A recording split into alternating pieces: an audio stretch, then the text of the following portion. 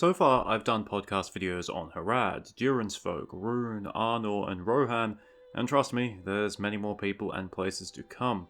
But today, I talk to you about probably the most important kingdom in Middle-earth, the kingdom that recalled the splendour of Numenor, the kingdom that held back the shadow from the Westlands for over 3,000 years, the kingdom where much of the fate of Middle-earth was decided.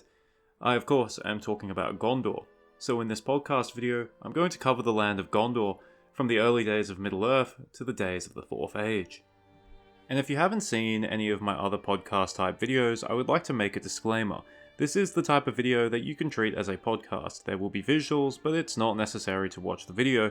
You can instead listen to it, perhaps while you work, or work out, or play games, or while you're cooking, or while you're commuting, or while you're digging suspicious holes in your backyard that are definitely not body-shaped.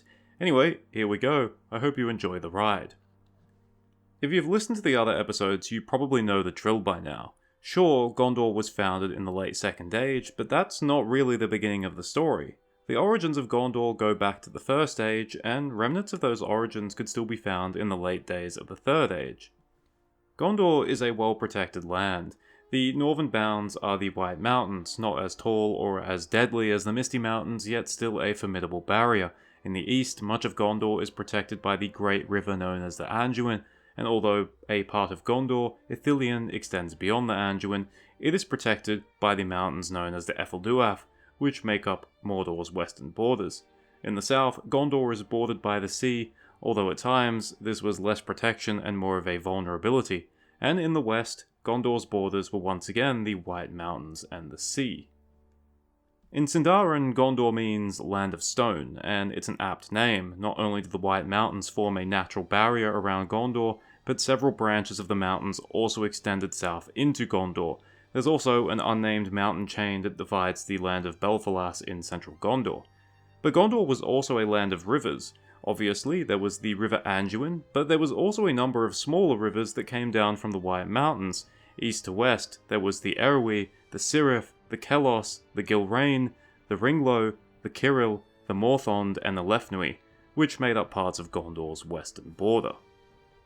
Gondor has a reputation as being a land of men, but the first settlers in Gondor were not men, they were elves.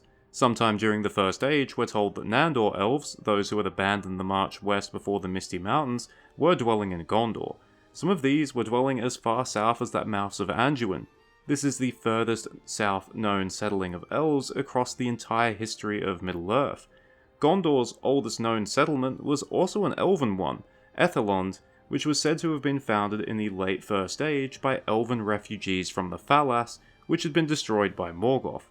3 ships came south and founded the port in the inlet known as Cobas Haven. It would not be long before the Nandor were forced to share Gondor with others.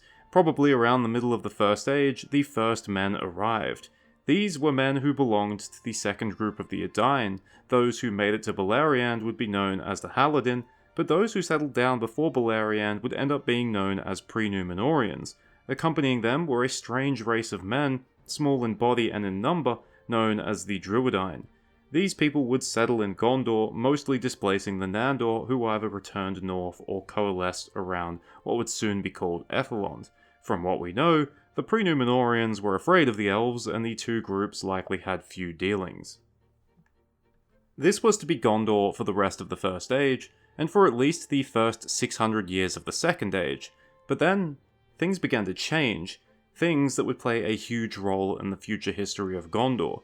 In the year 600, the Numenoreans returned to Middle-earth. Their first landings were in Eriador, but by 735, Prince Eldarion had begun scouting the lands as far south as the Bay of Belfalas along Gondor's coast. Although Numenor's dealings with the Gwaithrim, the pre-Numenoreans who dwelt in Enedwaith and Menhiriath, soon turned hostile, we're not sure if this applied at this time to the pre-Numenoreans who dwelt in Gondor. However, Numenor was not the only foreign power to show up on Gondor's doorstep. In the year 1000, Sauron occupied the land of Mordor and began to construct his fortress of Barad-dûr.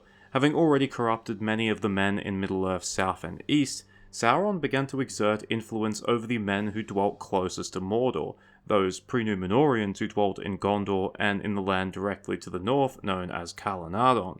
While some did resist Sauron's advances, many others fell into the shadow. Some of the pre-Numenoreans did so out of fear, not truly understanding who or what they were worshipping. Some, like those who dwelt in the White Mountains, worshipped more fervently, even building dark temples beneath the mountains.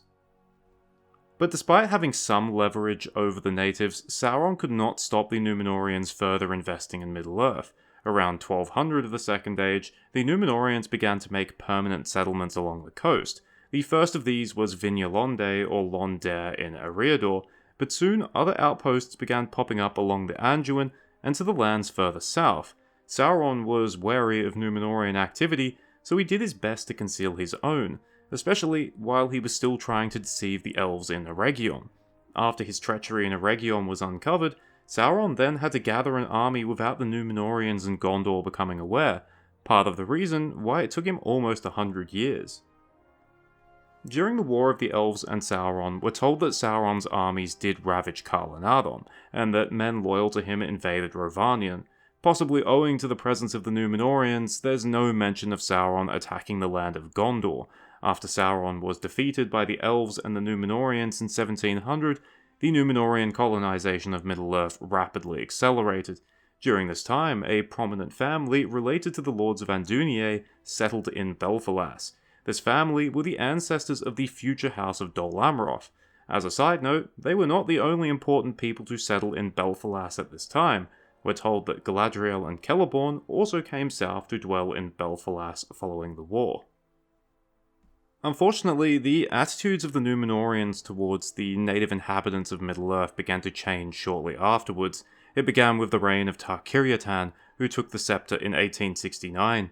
He built a mighty fleet of royal ships, which sailed the coasts of Middle-earth, oppressing the men of Middle-earth, siphoning their gems and metals, and taking it back to Numenor. This practice continued under Tar-Kiriatan's son, Tar-Atanamir. From our limited perspective from the native men of Middle-earth, we're told that they began to fear the sails of the Numenorean ships appearing on the horizon, and oftentimes, many people would flee inland. That being said, the native men of Gondor might have been more insulated from the worst of the Numenorean behaviour. This is because a rift was forming in Numenorean society, creating two major groups: the King's Men, who were loyal to the kings of Numenor, and the smaller group, the Faithful, who still held the Vala and Virtue in high esteem.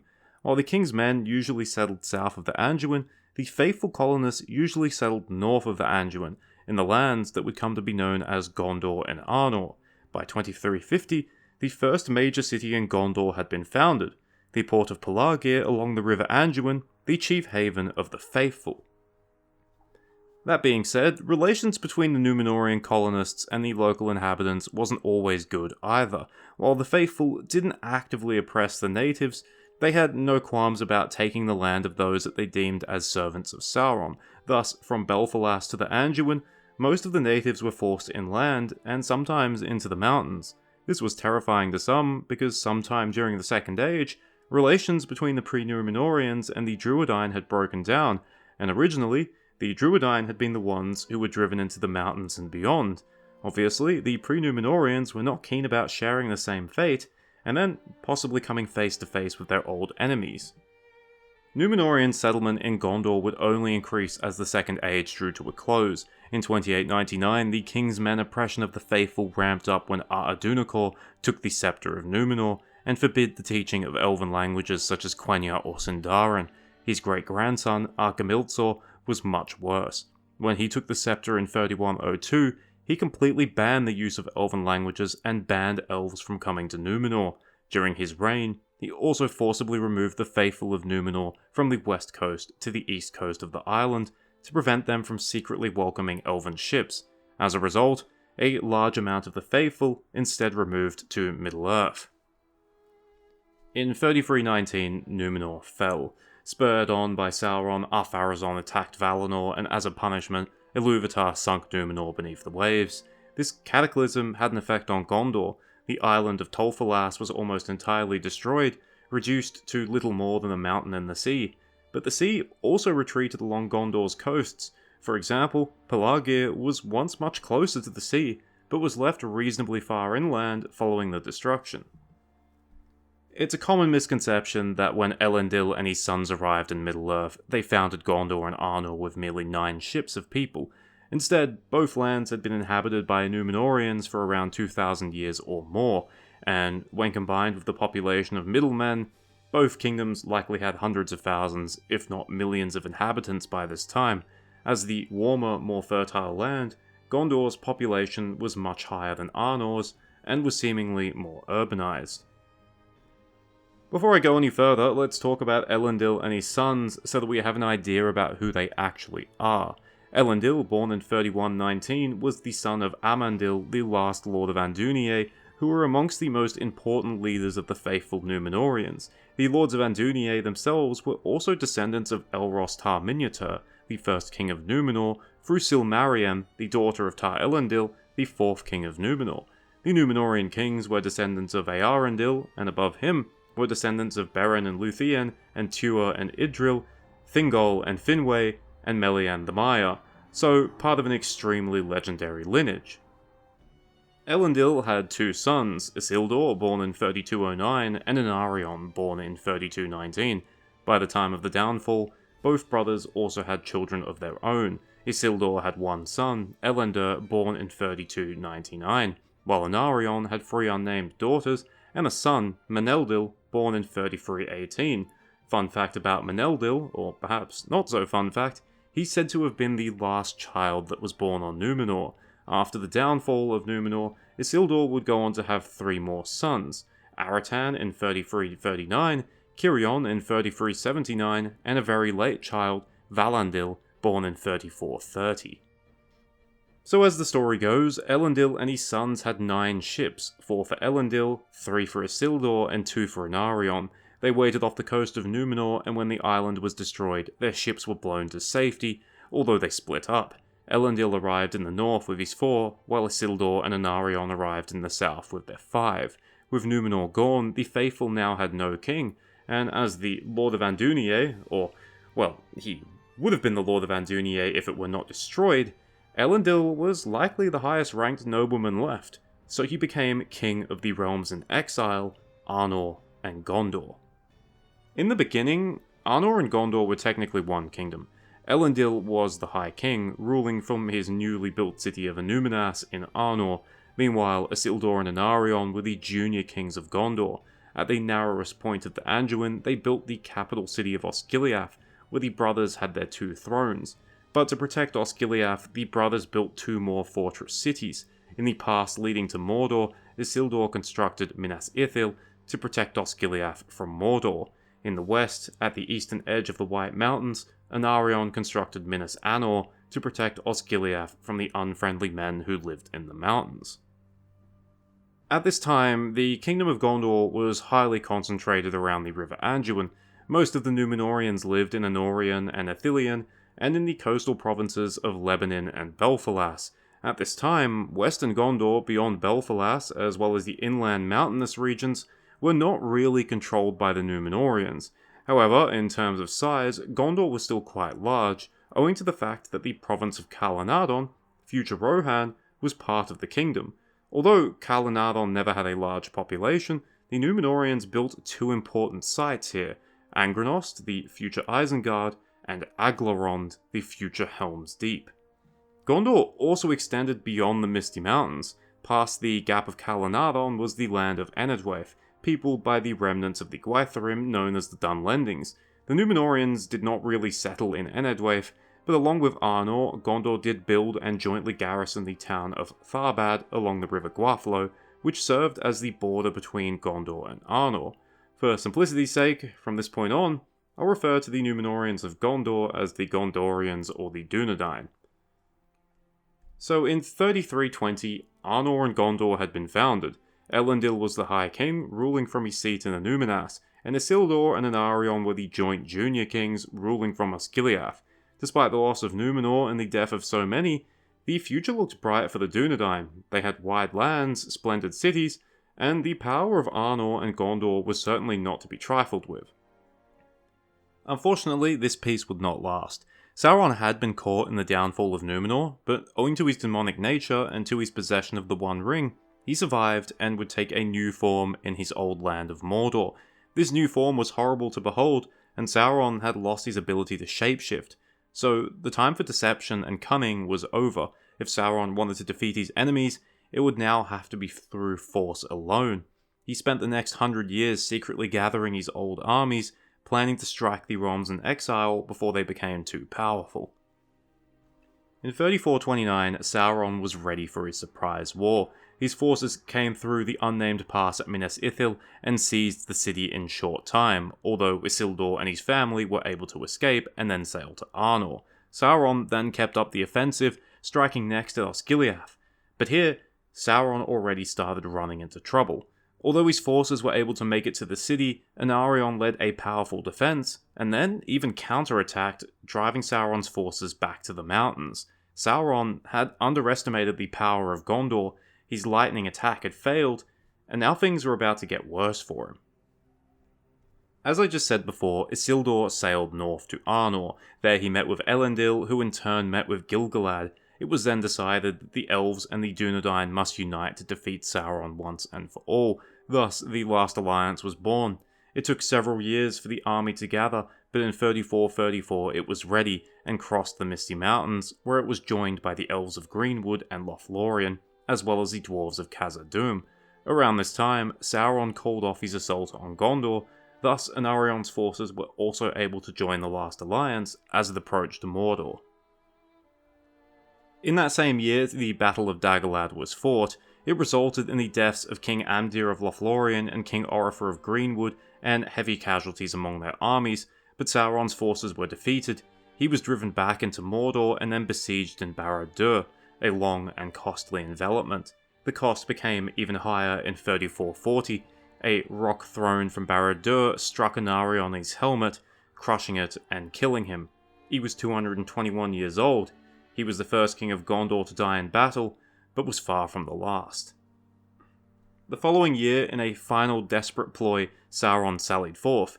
He initially broke the siege, and a final battle was fought at Mount Doom. Sauron managed to kill both Gil-galad and Elendil in combat, but not before the two High Kings had mortally wounded him. As he lay dying, Isildur cut the One Ring from his finger, taking it as a Weregild for the deaths of his father and brother. Sauron's spirit fled, his remaining forces crumbled away, and the War of the Last Alliance was over, as was the Second Age. Isildur was now the High King of Arnor and Gondor, and he intended on keeping up his father's tradition. He would rule in Númenor as High King, but he had some work to do in Gondor. He sent Arnor's army north, while he and Minardil, the son of Anarion, rode about Gondor, burying Elendil at Amon Anwar, and defining Gondor's boundaries. At last, in the second year of the Third Age, Isildur was ready to return north, and he entrusted the rule of Gondor to Minardil. While Minardil did like his uncle, he was pleased to see him go, and was hopeful that affairs in the north would keep him occupied for a while. Isildur would not make it back to the north. While making his way through the Vales of Anduin, he and his company of 200 knights were assailed by orcs, commanded by servants of Sauron, who were unaware of their master's defeat. In the disaster of the Gladden Fields, Isildur's three eldest sons, Elendil, Aratan, and Cirion, were killed, and shortly afterwards, Isildur himself was shot dead, and the One Ring was lost in the Anduin for over 2,000 years. There were only 3 survivors. 2 of them were carrying the shards of Narsil, Elendil's legendary sword. This presented an opportunity for Minardil. Gondor was already by far the stronger kingdom, and to make matters worse for Arnor, it had suffered heavy losses in the war. The only thing ensuring Gondor's junior role was the prestige of Isildur himself, but Isildur was dead, and so were his 3 adult sons. Arnor was now in the hands of Valandil, a boy of 13, who had spent his entire life in Rivendell. In contrast, Minardil was an experienced man of 125, who had been born on Numenor and also had an adult son of his own. There's no mention of any conflict or objection, but the simple fact was that Gondor was now independent.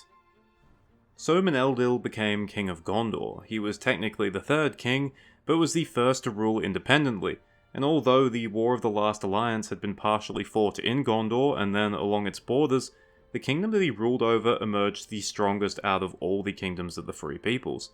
And with Sauron and his allies having suffered such an enormous defeat, It should come as no surprise that Minardil's reign was peaceful. Unfortunately for us, a peaceful reign means one that we don't know much about, a trend that continued for Minardil's next few descendants.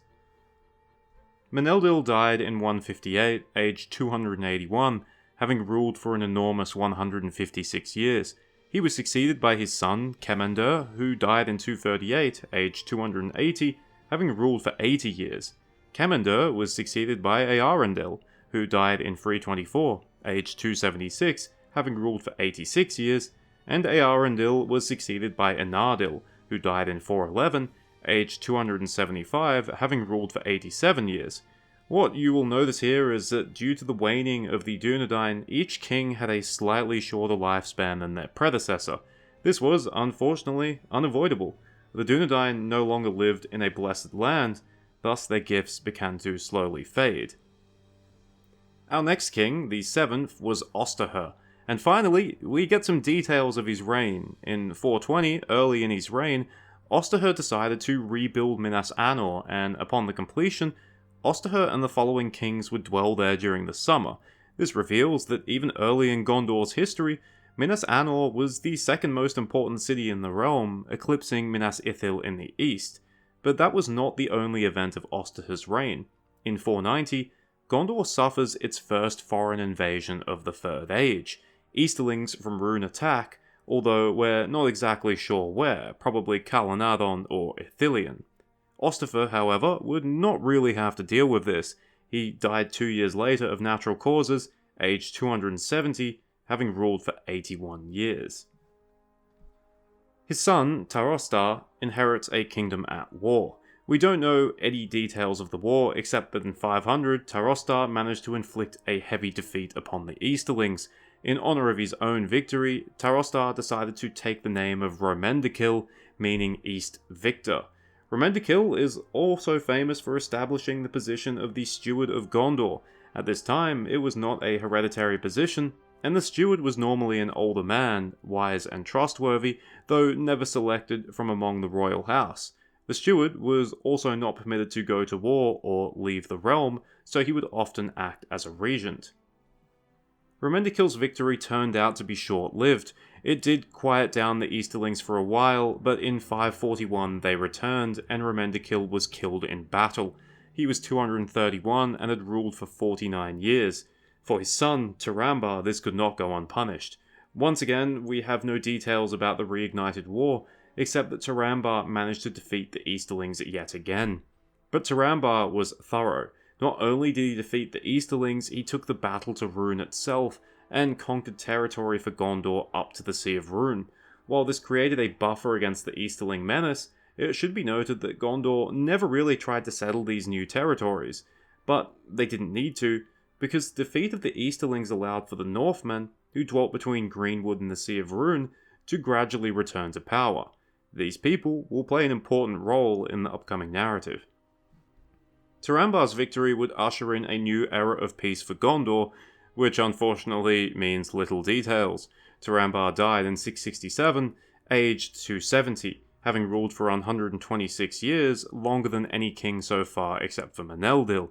He was succeeded by Atanatar, who died in 748, aged 268, having ruled for 81 years. Atanatar was succeeded by Siriondil, who died in 830, aged 260, having ruled for 82 years. That said, it's perhaps not fair to say that Siriondil's rule was uneventful. Things did happen, but that was thanks to his son, Taranon. As I said earlier, Gondor didn't really control the coast and inlands of western Gondor at this time. Neither did Gondor extend beyond the Anduin to the south. This would change thanks to Taranon. As Prince of Gondor, he turned his eyes towards the west, and especially towards the south. He would lead Gondor's forces on a series of conquests, presumably taking both the regions of Anfalas and Horondor for Gondor. Thanks to this, when Taranon took the crown, he gave himself the name Falastur, meaning Lord of the Coasts. Taranon also seems to have extended a hand to the Black Numenorean realms to the south. Remnants of the king's men, the Black Numenoreans had served Sauron, and their fortunes throughout the early Third Age had not been great. Many of their realms had been overthrown or absorbed by the native men that they had oppressed. perhaps to broker peace, or to somehow make an alliance, or to even make a power grab, Taranon married a woman named Baruthiel, almost certainly not her real name. Baruthiel was from a black Numenorean city south of Umbar, possibly built inland. The marriage was a disaster. Baruthiel was a loveless, solitary woman who hated the sea, which already put her at odds with Taranon. She also hated colours and cats. But despite her hatred of cats, they would end up following her around, 9 black ones and a white one. She tortured them into her service and would send them out to spy on the people of Gondor, trying to learn their darkest secrets. What use is this? Well, apparently Baruthiel could communicate with them. In the end, she was so awful that Taranon exiled her. She was placed on a ship with her cats, and it was last seen flying past Umbar. It's no surprise that thanks to this loveless marriage, Taranon Fallister died without children. This was in 913. He was aged 259, ruled for 83 years, and is remembered as the first of Gondor's legendary ship kings, owing to their great expansion of the navy and the conquests that they earned in the south. Fortunately, Taranon had a younger brother named Tar-Kiryan. He was possibly already dead at this time, or too old to accept the throne, so it instead passed to his own son, Eärnur. Eärnur wanted to match his uncle's conquests, and there was a prize to the south, Umbar. Once the northernmost harbour and fortress of the king's men, Umbar had become the northernmost realm of the Black Numenoreans, and was still ruled by them at this time. But if Eärnur wanted Umbar, he would need to increase Gondor's naval capabilities. So, he repaired the port of Pelargir and got to building a great fleet. This took 20 years, but in 933, Eärnur was finally ready. He attacked Umbar, by both land and sea, and in the same year, he took it for Gondor. Its Black Numenorean lords fled into the desert. Unfortunately for Eärnur, he did not long survive his triumph. Gondor's naval power was supreme, but there was one thing that was more supreme: nature. In 936, Eärnur and his fleet were caught in the storm. Many ships and men were lost, including Eärnur himself. Interestingly, he's one of 3 different kings of 3 different kingdoms to drown in the Third Age. He was 200 years old, having ruled for a mere 23 years, the shortest reign so far by a significant margin. Eärnur was succeeded by Kiriandil, who immediately got to work replacing the fleet that Gondor had lost in the storm. But Kiriandil would soon have other problems. I mentioned earlier that the Black Numenorean lords of Umbar had escaped into Harad. Well, in the decades since the loss of their city, they had succeeded in winning support amongst the Haradrim. So in 1015, they attacked Umbar, hoping to retake the city, and although they did fail to retake Umbar, they did succeed in killing King Kiriandil, although it's not clear whether it was at Umbar itself or somewhere else in Harad. He was 195 and had ruled for 79 years. Unable to take the city, the Black Numenorean Haradrim alliance settled in for a siege, but this siege was far from effective because Gondor could resupply and reinforce Umbar from sea, and thanks to Kiriandil's efforts, Gondor's fleet was unmatched. As a result, the new king, Kiriahur, could take his time. To do what exactly? Well, Gondor's navy had already shown how powerful it was, but to defeat the Haradrim, an army, independent of the navy, would have to go inland. It was time for Gondor's army to flex its muscles again, so Kiriahur spent 35 years building up his forces for a huge invasion. In 1050, it was time. Kiriahur's armies came down from the north by both land and sea, and even crossed the Harnen into the depths of near Harad. Once again, we have no details about the war, except that it was a decisive victory for the Gondorians. The Haradrim were crushed, and the power of the Black Numenoreans was no more. Gondor annexed territory all the way down to the coast to Umbar, and as far inland as the river Harnen. The kings of Harad beyond the Harnen were forced to pay tribute to Gondor, and to ensure their behaviour, many hostages were taken to Osgiliath. In honour of his victory, Kiriahur took the name of Jarmendakil, meaning South Victor. This was the zenith of Gondor's power. It had reached its territorial maximum. It stretched from Tharbad in the west, to the Sea of Rhûn in the east, to the River Limelight in the north, to Umbar in the south.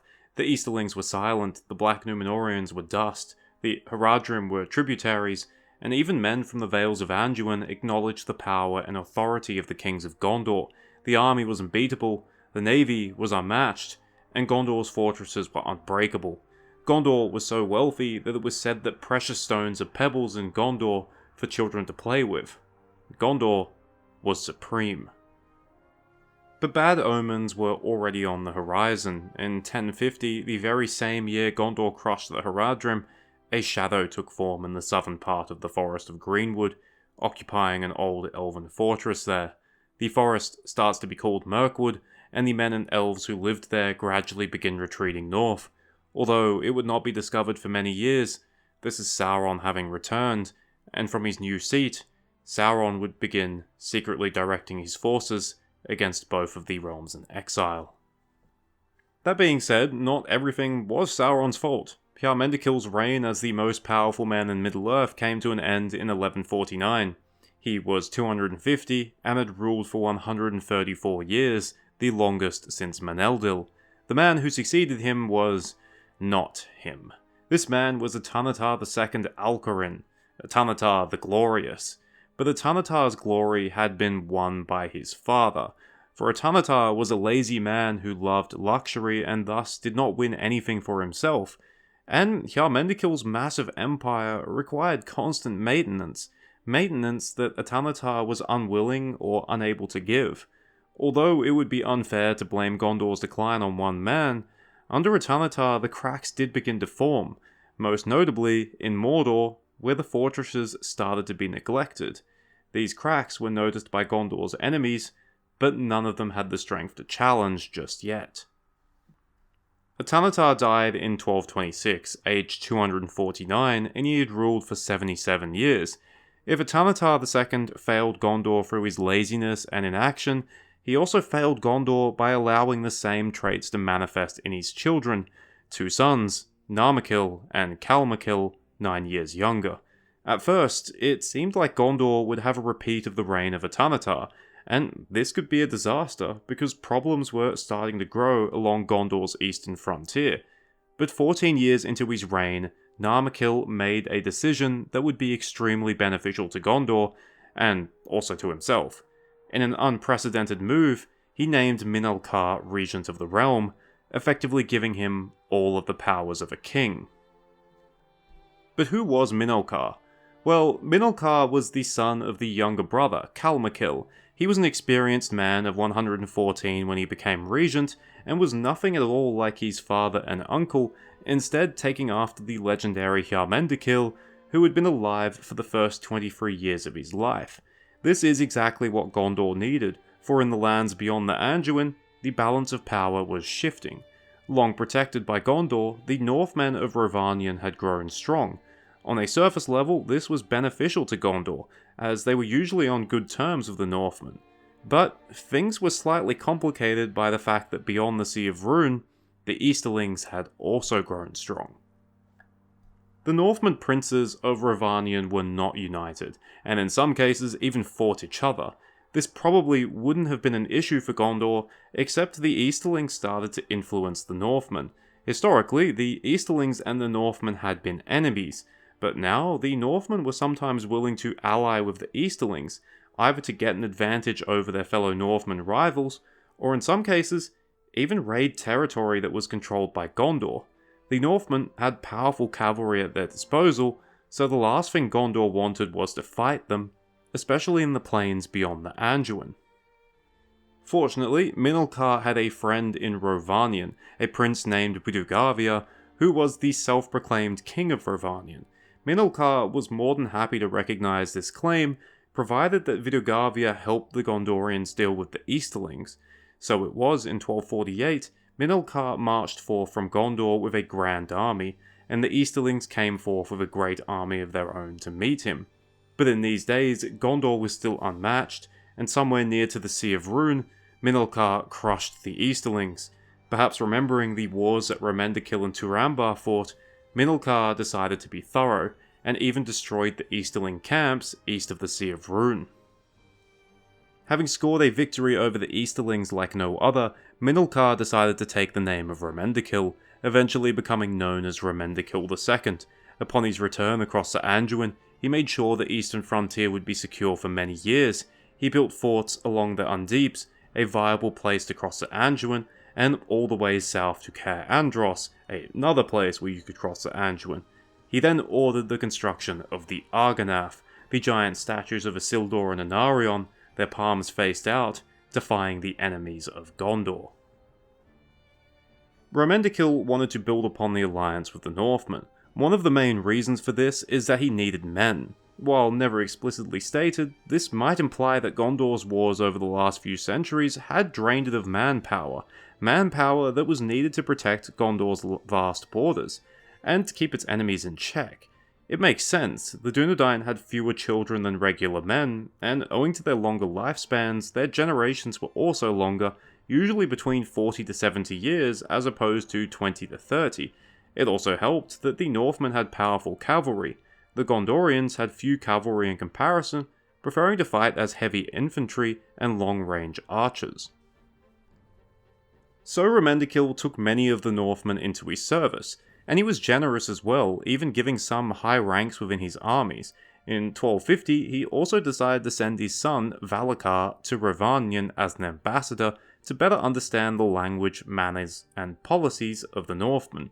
Valakar enjoyed this position, perhaps a little too much. He fell in love with the Northmen and their lands, and in particular, he fell in love with the daughter of Vidugavia, a woman named Vidumavi. 5 years later, she gave birth to a son. In the language of the Northmen, he was Vinetharia, but in Gondor, he was Eldikar.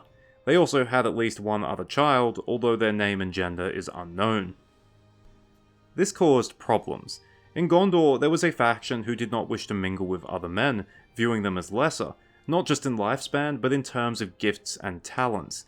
Even before Valakar returned with a son, there were grumblings about Northmen in Gondor's armies. But now, given that Narmakil had no children of his own, the future king of Gondor would be of half Northman origin.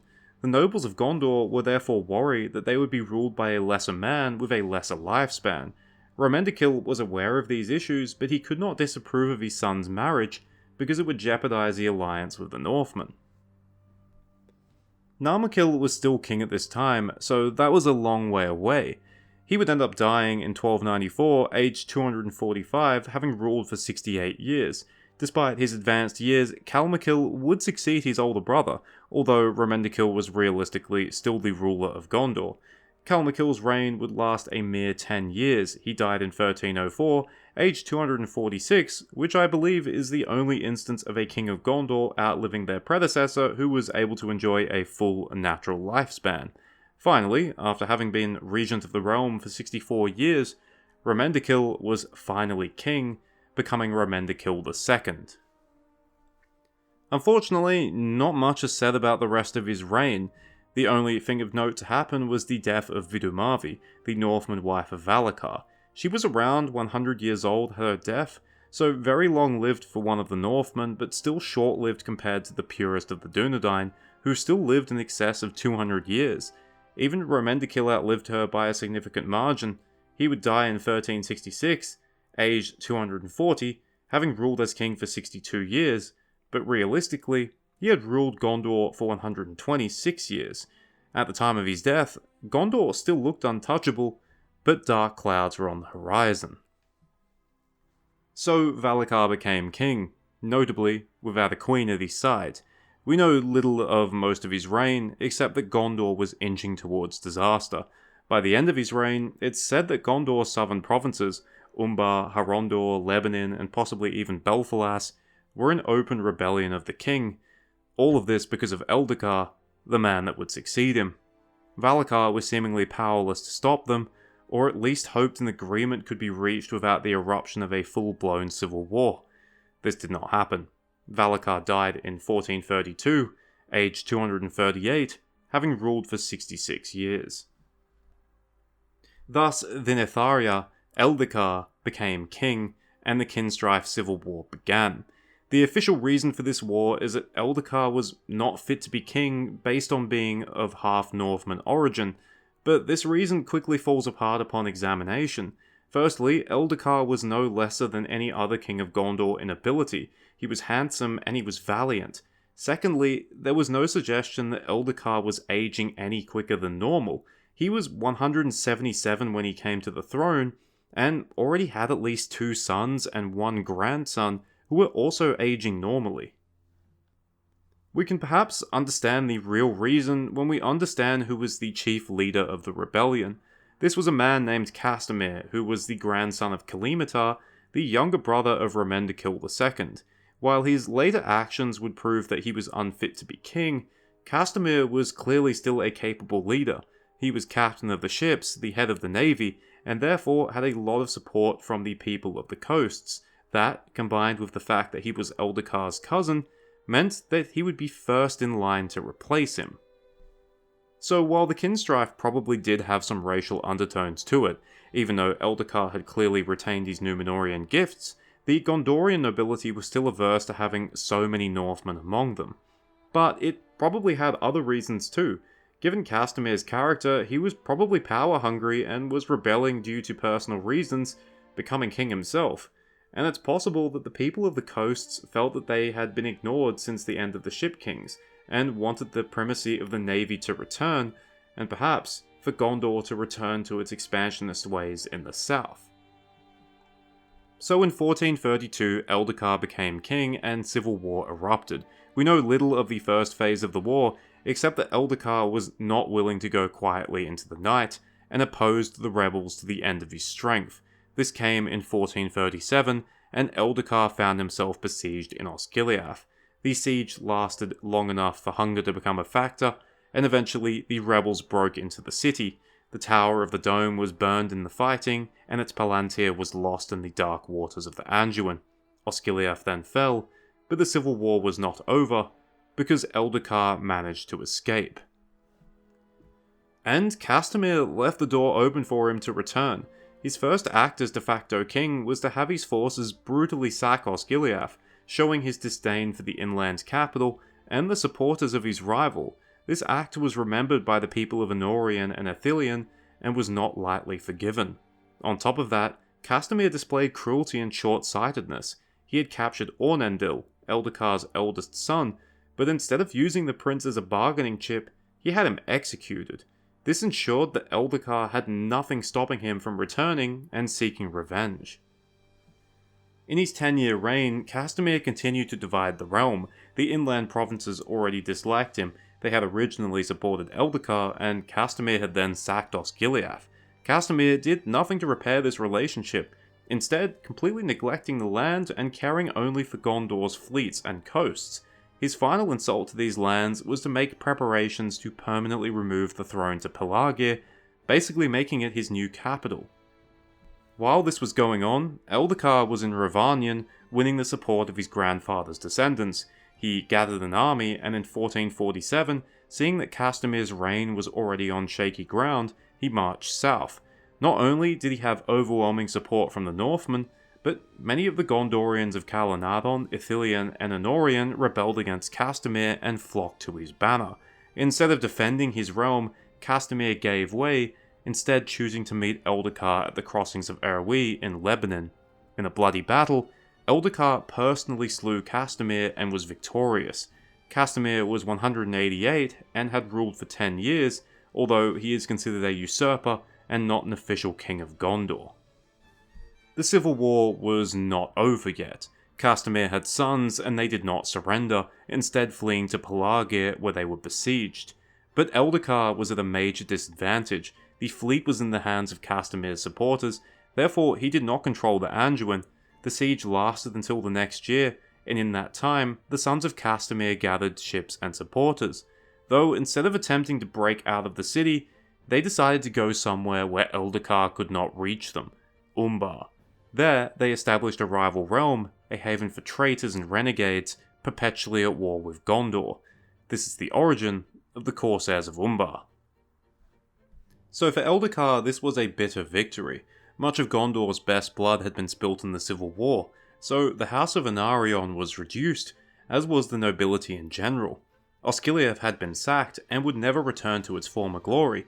Even worse, most of the fleet had defected, and Umbar was now in the hands of a rival power. From Umbar, the Gondorians projected power over the Haradrim, so without it, there was little reason for the Haradrim to stay loyal, so they too rebelled, and Horondor became a contested land. Without a fleet, and with the realm having just emerged from a brutal civil war, Eldacar could not take the fight to Umbar. Instead, he did his best to repair the realm, and the easiest way to do this was with the Northmen. Eldacar showed them great favour, and many more of them were invited into Gondor in order to replenish the population and stocks of fighting men. This, however, had long-term consequences.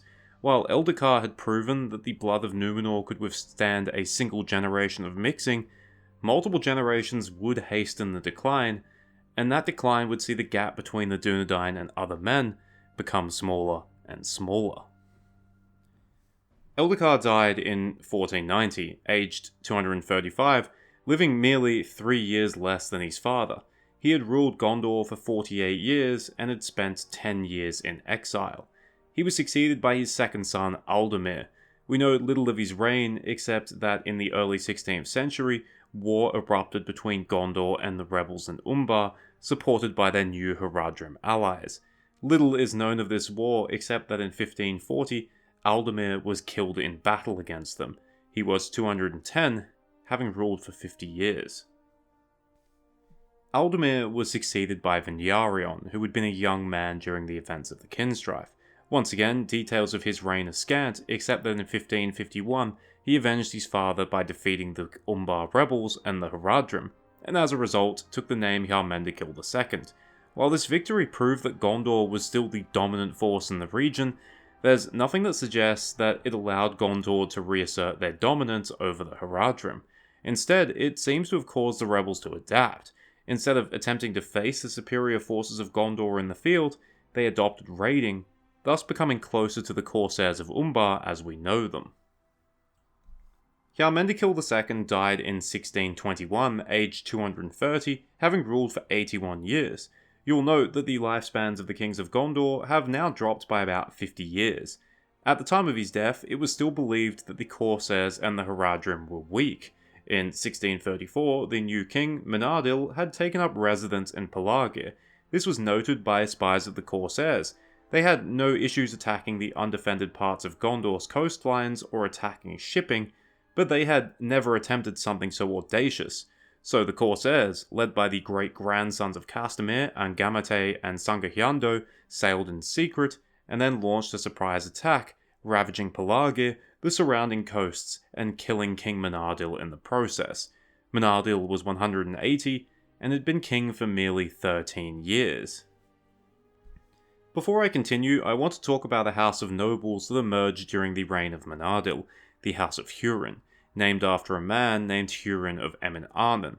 Hurin was a kinsman of Minardil, but distant enough to not be considered part of the House of Anarion. He became steward of Gondor, and during his time as steward, major changes would be made to the role. It would become far more impactful in the administration of Gondor, and importantly for Hurin, future stewards would be selected from amongst his kinsmen, the House of Hurin. In a few generations, the role would become hereditary. Minardil was succeeded by his son, Telemnar, who was, unsurprisingly, quite livid at the corsairs for killing his father. He decided they would have to be dealt with once and for all, so he began constructing a new fleet, one that could retake Umbar. He never got the chance to undertake that mission, for 2 years later, Telemnar and all of his children would be dead. Telemnar was only 120, and had ruled Gondor for a mere 2 years, the least of any king of Gondor. So, what happened to Telemnar? Well, it's something I mention in many of my videos, the Great Plague.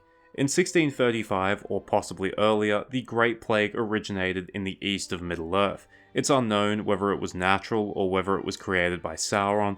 Gondorian historians suspected the latter. It struck Ravanian in the middle of a dire winter when the halls were filled with men and animals. This was a disaster, and by the time the plague had passed, about half the people and half the horses of Ravanian had perished. Gondor's ally would never return to its former strength. Gondor did not suffer as badly. Although the Dunedain had declined from their Numenorean ancestors, they still possessed considerable skills when it came to healing. It was, however, not enough to stop the Great Plague from doing an enormous amount of damage. Osgiliath in particular was hit badly, as was Minas Ithil, and many people fled from the cities into the valleys of Ithilien and Eonorian. Even after the plague had passed, few people were willing to return to Osgiliath, and the city, now partially deserted, began to fall into ruin. Osgiliath was not the only place that was badly hit, proving that population density was not the only factor in how deadly the Great Plague was. The province of Calanadon was also hit badly. The new king of Gondor was Torondor. He was the son of Minastan, the younger brother of Telemna. Given that Minastan did not become king, it might be presumed that he also died in the Great Plague. Torondor could do little in his reign but attempt to reorder his realm that had been so badly ravaged. He made the fateful decision to move the capital permanently to Minas Anor and planted a new sapling of the White Tree there to replace the one that had died during the plague. To protect Gondor's heartland, he also withdrew what remained of Gondor's outer garrisons, from Tharbad and from many of the fortresses that watched over Mordor. While the garrison at Angranost, Isengard, was not removed, the influence of the king waned, and gradually the garrison would mix with the local Dunlendings. It's said that if Gondor was attacked during this time, it would have been overrun. Fortunately for Gondor, its enemies, both in the south and east, had also been ravaged by the Great Plague, so Torondor's reign ended up being a peaceful one, although one could easily make the argument that it was far from prosperous. As a result of the early death of Telemna, Torondor also ended up having the longest reign of any king of Gondor. When he finally died in 1798, aged 221, he had ruled for a massive 162 years. Shortly after the death of Torondor, Gondor returned to war. The corsairs began raiding Gondor's coasts again, even as far as distant Anfalas, but this time Gondor was not unprepared. Although Telemnar had never built his dream fleet, the process probably resumed under Torondor, and by the time of Telummatar, Torondor's successor, it was ready to go. Telummatar, remembering the death of Minardil, although he was only 2 years old at the time, decided to one-up the corsairs. In 810, he launched a surprise attack on Umbar, took the city, and even killed the last descendants of Castamir.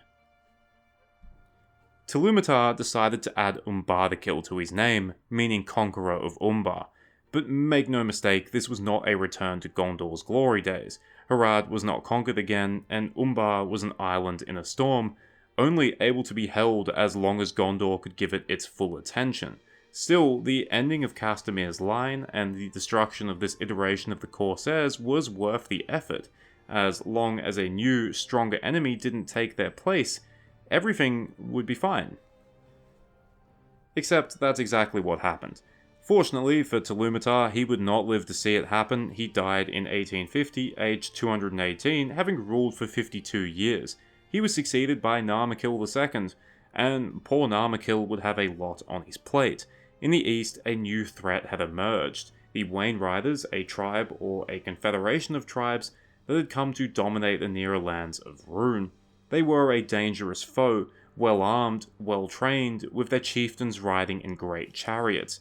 Merely a year after the death of Telummatar, they appeared on the eastern border of Rhovanion. The Northmen resisted, but as I said earlier, they had not yet fully recovered from the Great Plague. In 1856, the situation had become dire for the Northmen, and their lands had mostly been overrun by the Wain Riders.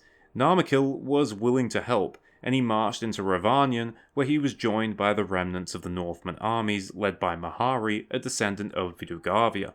In the Brownlands, a large battle was fought, the Battle of the Plains, and Gondor lost. Not only did they lose, but King Narmakil II fell in battle, and the remnants of the army only managed to escape thanks to a heroic rearguard by the Northmen, where Mahari was also killed. In case you're wondering, Narmakil was 172, and had ruled for a mere 6 years. This loss was perhaps the greatest loss that Gondor had suffered so far. For the first known time, Gondor had been the victim of a decisive victory for its enemies. On the bright side, much of Gondor's army did get away thanks to the Northmen, and they did inflict damage on the Wain Riders.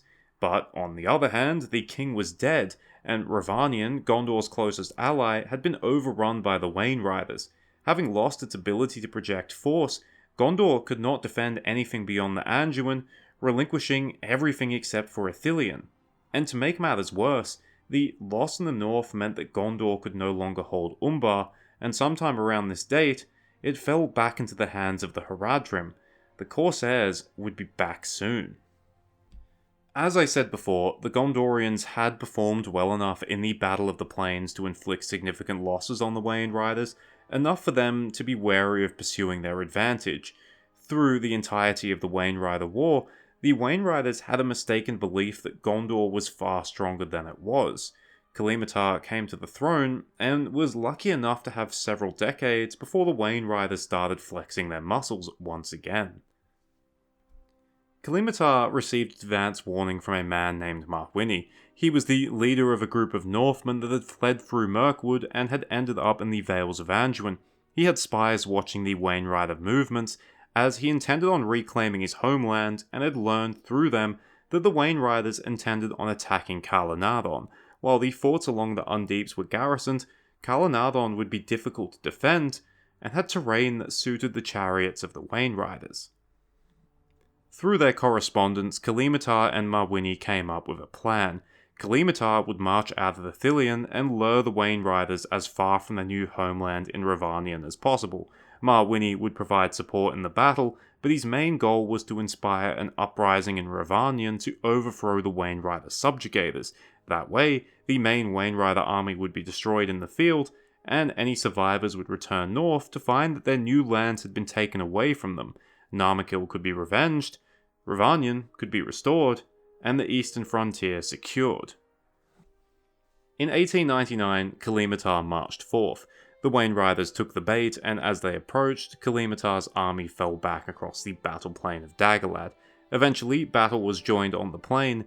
This was part of the plan, as unknown to the Wainriders, Gondorian cavalry crossed the Undeeps, where they met with a force of Northmen horsemen.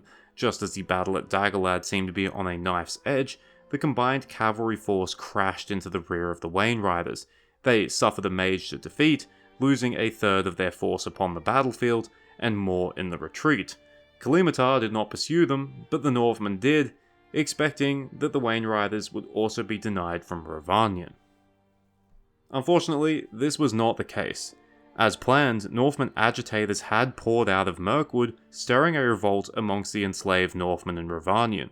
They were poorly armed, but with the Wainrider army away, it was expected that they would have victory. But the Wainriders had been underestimated. They were a martial people where even the women, the young, and the old were expected to fight. Although the Northman uprising did a lot of damage, it was unsuccessful, and the surviving Northmen were forced to retreat back into the Vales of Anduin. Marwini's dream of a restored Rhovanion, Gondor's long-term ally, was over. At the very least, Kalimatar's victory had evened the score and bought Gondor a longer period of peace. During that time, in 1900, merely a year after his victory, Kalimatar ordered the construction of the White Tower in Minas Anor. This was a mighty undertaking. The tower was 300 feet tall and contained a new throne room for the king. Little of note happened for the rest of Kalimatar's reign, and he would die in 1936, aged exactly 200, having ruled for a lengthy 80 years. Rather startlingly, he had fallen 18 years short of the lifespan of his grandfather, a grim reminder of Gondor's continued decline. He was succeeded by Onderher. In the first years of Onderher's reign, something momentous happened.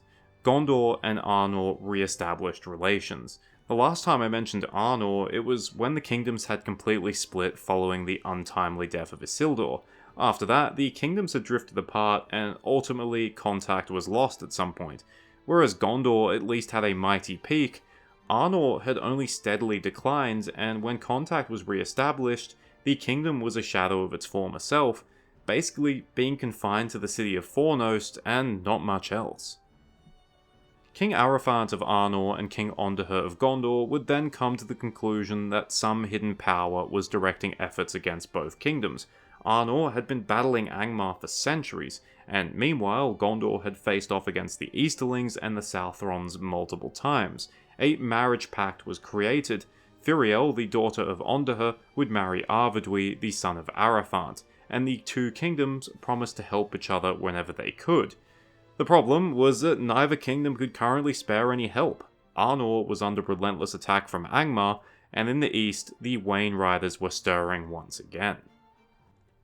Although it was not known at the time, the Wainriders were actually two different groups, the Ravanian Wainriders and the Eastern Wainriders. Gondor had fought the Ravanian Wainriders, and meanwhile the Eastern Wainriders had been in conflict with the people of Khand and beyond.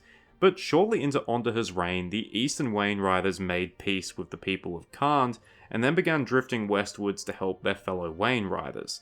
This was probably aided by Sauron's emissaries. On top of that, a deal had been made with the men of Khand and the Haradrim. The next time the Wainriders attacked from the east, the Southrons would attack from the south. Fortunately for Gondor, this pact did not include the corsairs, who were busy or too weak to take part. In 1944, Onderher was warned by Forthwinny, the new leader of the Northmen in the Vales of Anduin, now commonly known as the Aethiode, that the Wainriders were preparing for war. Onderher was a warlike man who was beloved by the army and was thus ready to meet the challenge. That said, he was aware that Gondor's resources were limited, especially because it would have to fight a war on two fronts. He split the army into a northern and southern army, an arrangement that would last the next 500 years at least. While he marched against the Wainriders with the larger northern army, the smaller southern army, led by a general named Eärnil, would be based out of Pelargir. In July, the Wainriders and the Southrons were approaching. Eärnil's army took up position in southern Ithilien, just beyond the crossings of the Poros, while Onderher marched north out of Ithilien, planning on facing the Wainriders upon Dagorlad, where they had been beaten before. Although he did not know it, Onderher was walking into a disaster. His intel was entirely wrong. The Wainriders had not yet been observed, so Onderher believed he had plenty of time to deploy his army, facing them to the north or northeast, where he expected the Wainriders to attack them from. The reason why the Wainriders had not been spotted was because they were coming from the east instead. They had gathered south of the Sea of Rhûn and then had raced eastwards along the line of the Ered Lifwi, hugging the side of the mountain range. They had been joined by a large force of cavalry, probably from Khand, far greater than what Gondor had expected, and this cavalry force, along with the devastating chariots, were now rushing ahead of the main army, determined to hit Onderher before he could properly deploy. A great cloud of dust announced the approaching Wainrider army. Onderher, commanding the centre, was facing to the north, and his right flank, commanded by Captain Minotaur, his nephew, and his left flank, commanded by Prince Adrihil of Belfalas, were still behind him, having not yet deployed. All Onderher could do was attempt to face the charge with his right flank, while ordering Minotaur to move his wing to protect his left flank. Mere moments after this order got out, the Wainriders crashed into Onderher's disordered lines. The king and his eldest son, Artemir, took up position on a small hill, but it was not enough to save them from the Wainrider assault.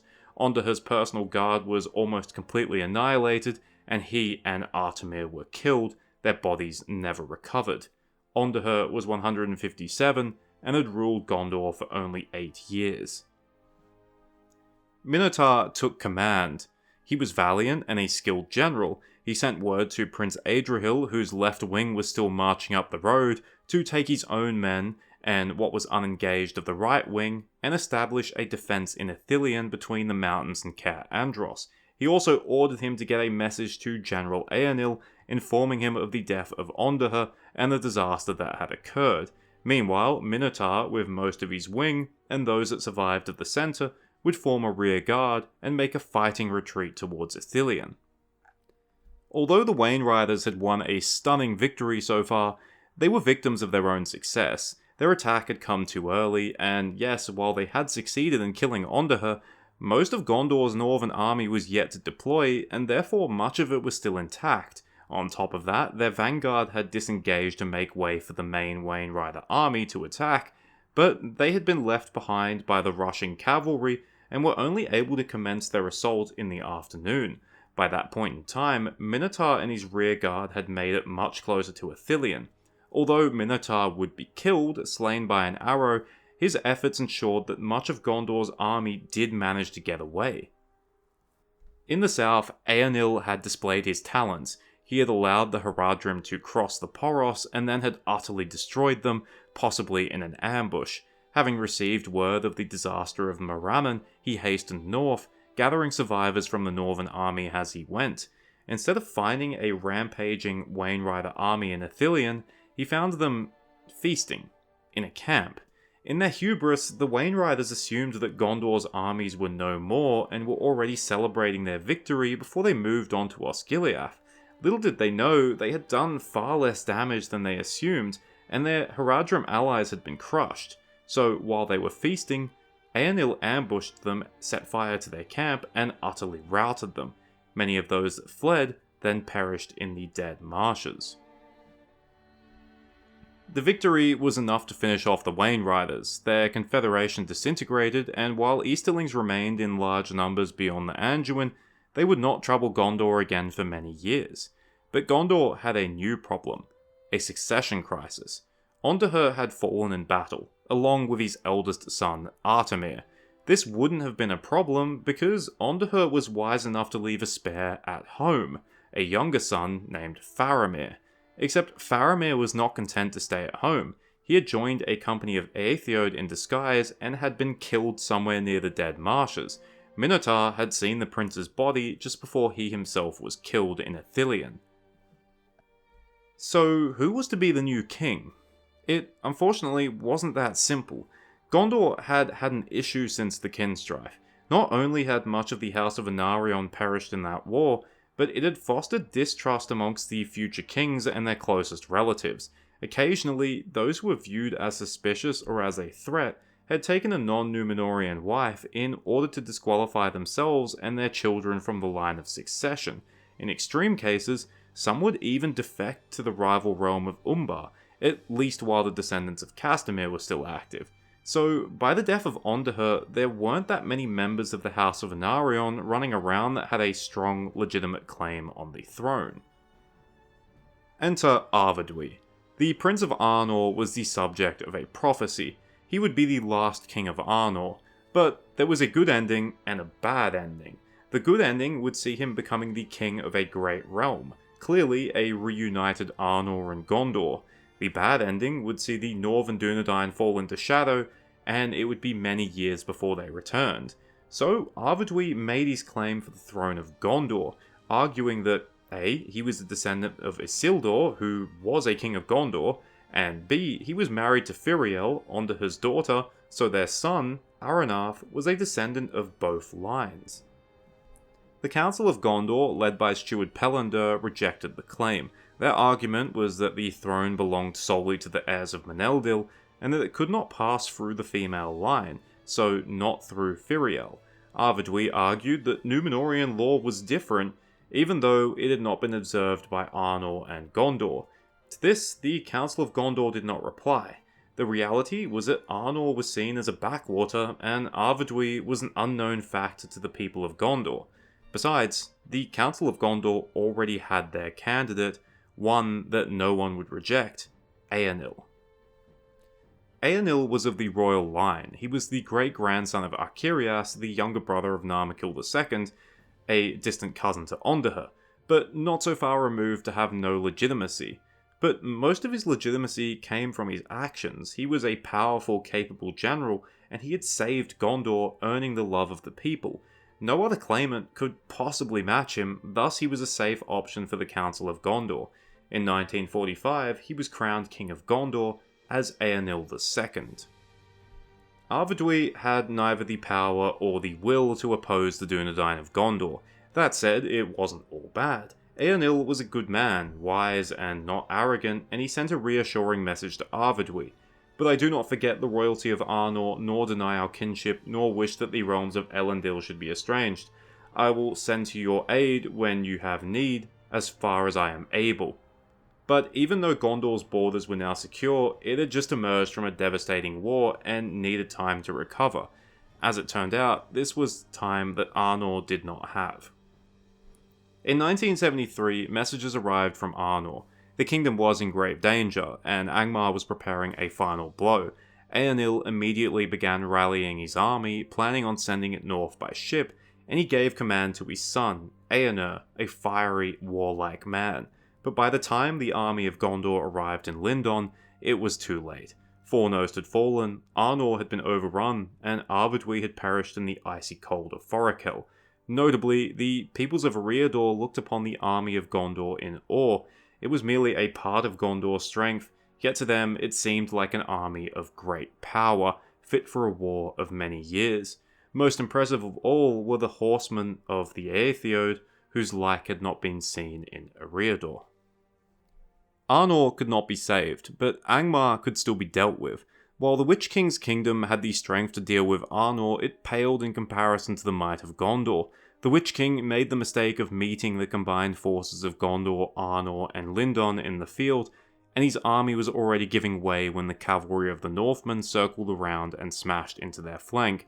The Witch King himself abandoned the field, fleeing towards Angmar, but before he could make it to Carn Dûm, he was overtaken by the Gondorian cavalry led by Eärnur himself and a force of elves from Rivendell led by Glorfindel. What happens next seems small in the grand scheme of things, but in fact, it was one of the most important moments in the history of the Third Age. Sick of the pursuit, the Witch King suddenly turned and charged his enemies, in particular, Prince Eärnur. To his credit, Eärnur was not afraid of the Witch King and would have withstood him, but his horse had different ideas and bolted, carrying Eärnur far away before he could get it back under his control. By the time he returned, the Witch King is gone, and although Eärnur would have pursued him, Glorfindel advised against it, stating the prophecy that the Witch King would not fall by the hand of man. Neither Eärnur nor the Witch King would forget this moment. Eärnur and his army returned home, but they were not the only ones to return from the north. Around 1980, the Nazgul, led by the Witch King, quietly returned to Mordor. Most of the watch on Mordor had subsided following the Great Plague, but the Black Gate was at least manned until the disaster of the Moramin in 1944. There's also some suggestion that the Tower of Cirith Ungol was also still manned, but fell due to betrayal, possibly during this time or perhaps in 2000. What happened in 2000? Well, Mordor became active for the first time in 2000 years. In a surprise attack, the Nazgul and an army fell upon Minas Ithil and besieged it. Minas Ithil had declined in importance over the years and suffered major depopulation after the Great Plague. Still, it seems unlikely that King Eärnur did nothing while Isildur's city was besieged. This suggests that he was unable to break the siege, perhaps owing to the narrowness of the pass. The city held out for 2 years, but in 2002, it was finally captured by the Nazgul. It became the Witch King's seat, a place of terror, madness, and dark sorcery, and it would become known as Minas Morgul, and rather importantly, the Nazgul captured the Palantir that was held there. This prompted changes in Gondor. Minas Anor was renamed to Minas Tirith, the Tower of the Guard, now ever vigilant of the new threat across the Anduin. Owing to the proximity of Minas Morgul, Ithilien began to suffer even greater depopulation. It was now abundantly clear that the lands beyond the Anduin could not be adequately protected. Yet Minas Morgul was silent for now. The Witch King did not continue his attack, nor did the Gondorians attempt to retake the city. The rest of Eärnur's reign was peaceful. He died in 2043, aged 160, a significant drop in lifespan from the days of Kalimitar. He had ruled for 98 years, and in those years, Middle-earth had changed dramatically. Now the crown came to Eärnur, the destroyer of Angmar. Eärnur was better as a warrior than a king. He had his father's valour, but lacked entirely his wisdom and his calmer temperament. He took no wife, fathered no children, only caring about fighting and sport. It's said that in skill of arms, he was unbeatable, and even though he was aging, he was still a force to be reckoned with. But the most important thing about Eärnur was his rivalry with the Witch King. The leader of the Nazgul had escaped him in the north, and had then seized one of Gondor's major cities. The Witch King was aware of Eärnur's rage, so shortly after Eärnur's coronation, he sent a message to Minas Tirith, challenging Eärnur to single combat, claiming that Eärnur was a coward. Eärnur would have accepted then and there, but was dissuaded by his steward, Mardil Voronwë, the grandson of Pelennor. As you can see, the stewardship had since become hereditary. Unfortunately, 7 years later, Minardil could not repeat this feat. The Witch King sent another challenge, this time adding that old age had also made Earnur weak. This was too much for the fiery king to ignore. He took a company of knights and rode to Minas Morgul. No one from that company ever returned, and the king was never seen again. It was believed in Gondor that the challenge was a trap, and that Earnur had died in torment in Minas Morgul. He was the 33rd king of Gondor, had ruled for 7 years, and was 122 years old. So, who succeeded him? Well, there's the problem. You might remember that Gondor had narrowly avoided a major succession crisis back in 1944 after the death of Onderhut and his 2 sons. Gondor had been saved because Eärnil was an acceptable successor, a popular man, who was still part of the royal line. But this time, Gondor did not have an Eärnil. There were claimants, but there were problems. They were either of not pure enough blood, or had rivals with equally as legitimate claims. There was fear that if one of these claimants were favoured, a second civil war would break out, and this was a war that Gondor would not survive. So Gondor fell into limbo. As steward, Mardul Voronwë had been regent when Eärnur had went missing, and he would stay as regent. The stewards were well respected and could not become kings themselves, so the people of Gondor were content with this arrangement. In terms of power, the stewards basically were kings, but the lack of that title was an important distinction, and it became a legend in Gondor that one day a king would return. But that was many days away, and in the meanwhile, the crown of Gondor remained in the lap of Eärnil, where Eärnur had left it before his fateful journey east. In 2050, Gondor now no longer had a king. It had lost Minas Ithil, many of its frontier holdings were gone or contested, and some of its provinces were depopulated. This was a major change from 1,000 years earlier, when Gondor was still at the height of its power, under the unstoppable ship kings. But make no mistake, Gondor was still strong, and its enemies, south and to the east, were still quiet. While perhaps the future did not look bright, under the steady hand of the stewards, it perhaps did not look so grim. And that's all for now. I've decided to split this into 2 parts instead of having one enormous video. So in the second video, we will follow Gondor through the reigns of the stewards, through the Watchful Peace, through its continued decline, and finally, through the War of the Ring itself. Until then, thank you for watching, I hope you enjoyed it or at least found it interesting, and I have no joke to say, so until next time.